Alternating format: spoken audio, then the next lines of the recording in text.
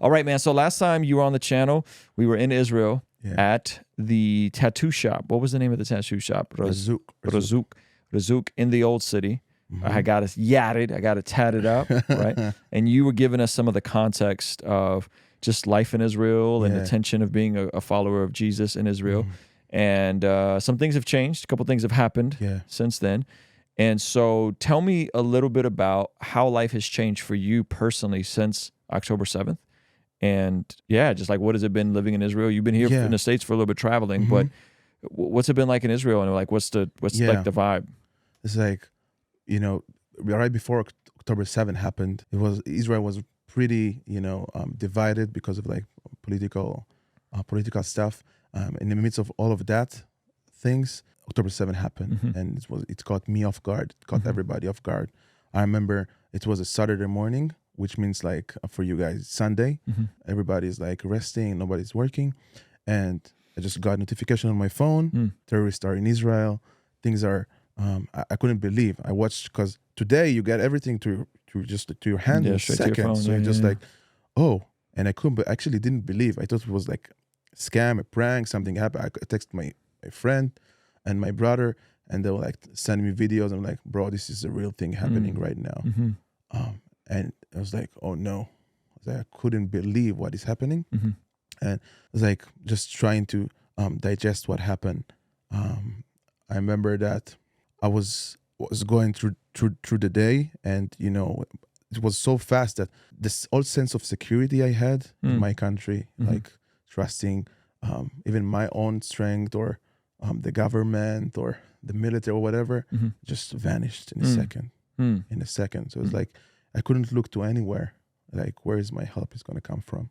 It's heavy, man. So you served in the IDF. Yeah. Your brother is still in the IDF. You have a lot of friends in the IDF. Yeah. What was your impression of, okay, now Israel has to go in and make sure that, well, first of all, contain the situation. Yeah. Then they have to go in and wipe out Hamas. Yeah. Right?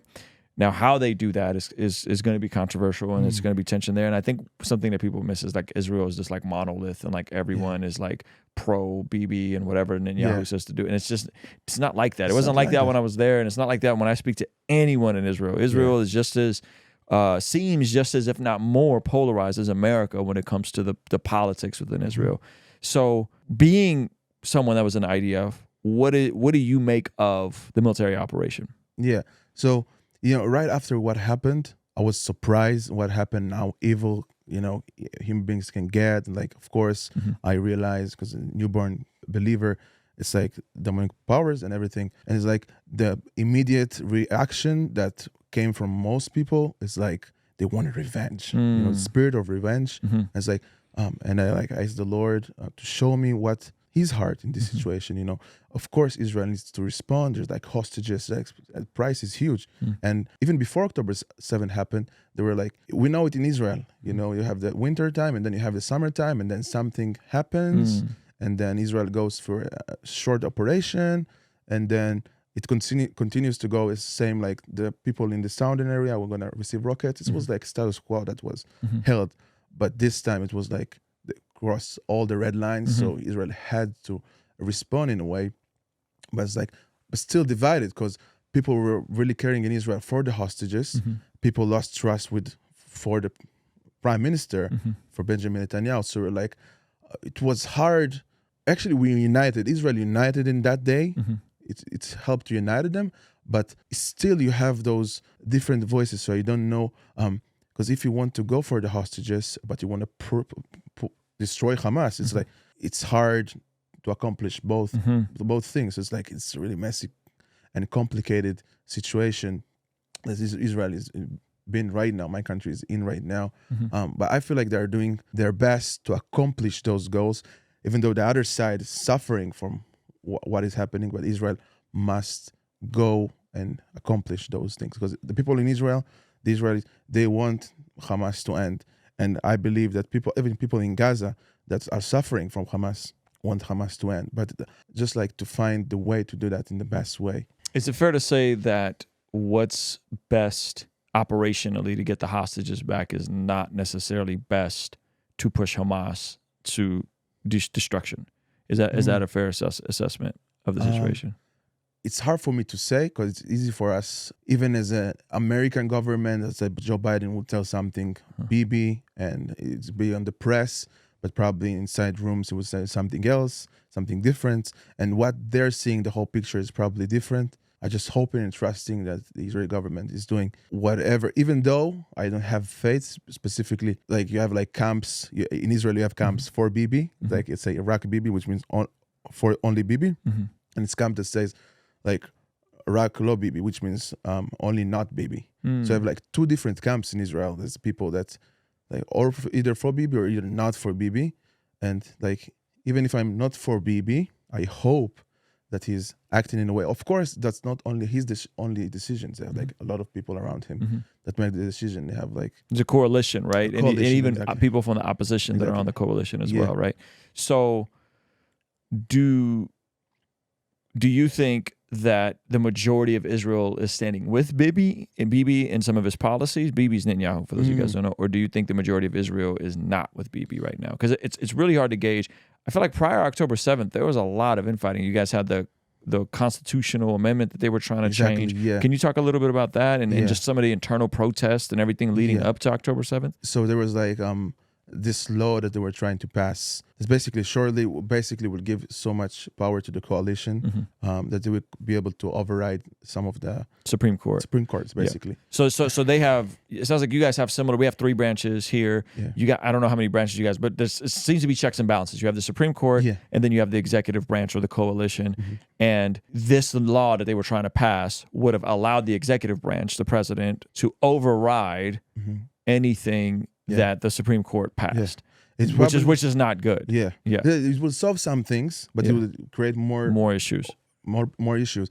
Like was many people were scared that it was like will just like harm the most basic things that like freedom of speech, those things that will be override. So that when that happened, people in Israel went to the street, like where I live. Massive protests. Yeah, I live in Tel Aviv, and like every weekend on like Saturday night.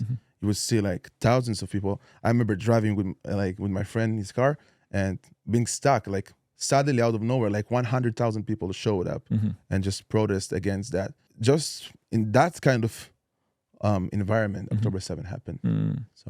So that's interesting that there's so much tension leading up to October 7th that most people don't even know about, right? So right now, as it stands, on the ground, I haven't looked at any of the polls or any of the data, so I don't know. But on the ground, are people with Bibi or do they want him out? Yeah, it's a good question. Because if I look back to October 7th, people were they were like frustrated, frustrated of what happened. So they're like, no more Bibi.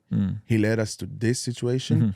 And basically, not only him, but all of the way how they dealt with Hamas through the years, everything led to that thing to occur. So people were frustrated of Benjamin Netanyahu.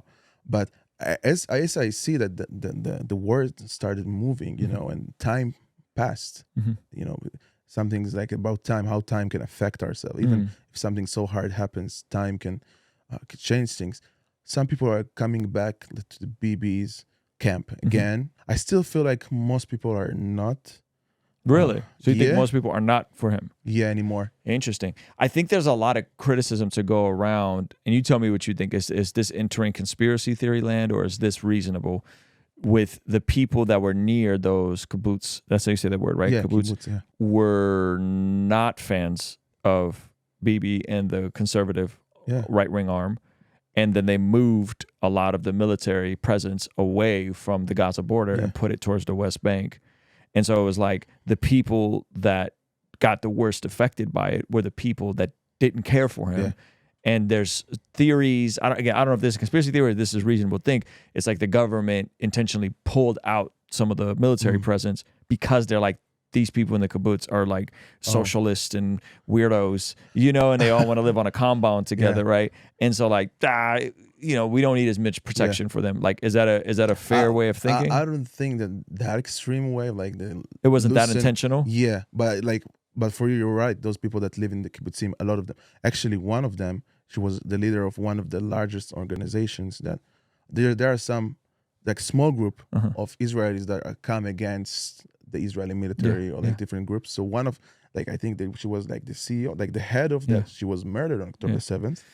It's like, and she was the one that hoping that one day they were like straight hand of peace. She was like so tragic. So and so I say all that to say that like the people that were negatively affected, slaughtered, murdered on October 7th were the people most likely to be of a more empathetic Palestinian perspective, right? And those are the people that the terrorists went in and butchered. Exactly. The people that they were like the closest. Actually, I don't know if the head of Hamas, like the leader, Yahya Sinwar, that's right now in Gaza, he was years ago, like 2011, there was like a release of many people for one Israeli hostage soldier, Gilad Shalit, and Yahya Sinwar was one of the terrorists that was released, but he was really sick. So one doctor, I think it was cancer, I don't remember the exact disease, but he was really sick and he was treated by Israel, and he got healed by one doctor, and he went back to Gaza, and now orchestrated all October 7th now, and what's crazy, that doctor, his nephew was murdered on October 7th. Jeez. And he was the one that saved Yahya Sinwar's life. That's so weird. So it's like... Yeah. We see according to the Bible that prayer is extremely important in terms of us being transformed from the inside out when we get aligned with God's will. For the Christians watching this channel, I want you guys to implement these spiritual disciplines in your day-to-day life. And the only way I've been able to do this consistently is through writing down my prayers in a prayer journal that does a few things. One, it allows me to reflect and come to God humbly and ask Him to move on my behalf. And two, it allows me to document my prayers, which ultimately help me remember the very things that I was praying for and see the hand of God tangibly in my life when He answers them. So I would urge you, consider writing down your prayers. It could be in a blank notebook. It could even be on your phone. Or you could check out the one I personally designed and used from my own quiet time and spiritual discipline that I think will be a huge blessing. It's the exact structure and system that I've used for years to pray and be more consistent in my spiritual disciplines. You can pick yours up today by clicking the link in the pinned comment below. All right, I'll see you over there. Peace.